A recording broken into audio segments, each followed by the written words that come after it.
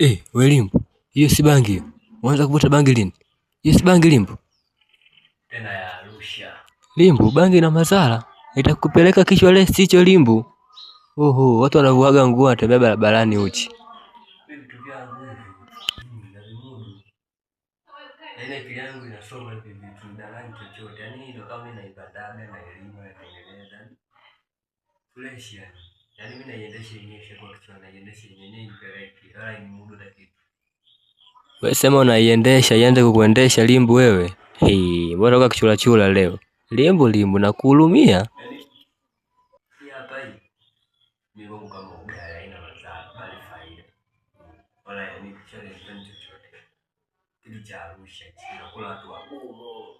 Watu tuliopindiana ni tuliokeana yani vitu vyetu hivi sisi. Wewe sema wagumu. Umepindiana, ngoja nikunyooshe. Utakuwa moja, utakuwa lula. Mimi bangi na imudu mwana. Bangi mimi nipendi chochote. Yaani bangi ni kitu kidogo sana kwangu. Ila Limbu bangi sio nzuri Limbu.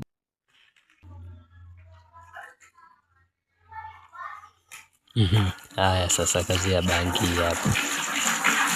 Limbu anaoga nje jamani, bangi.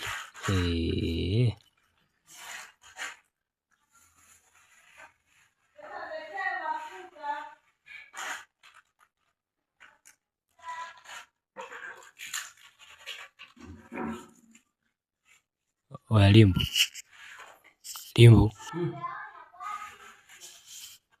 Mbona unaoga nje sasa?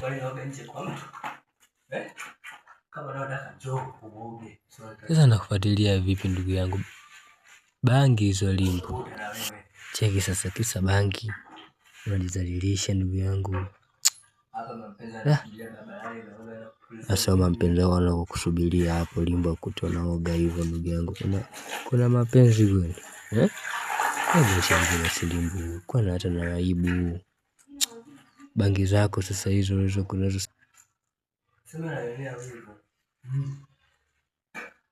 Naoga nje kwa mtu anotaka aoge. Kani tunaongea pita nyakali. Nimesema pita nyakali. Sina kwa sasa. Sina kwangu. Niache.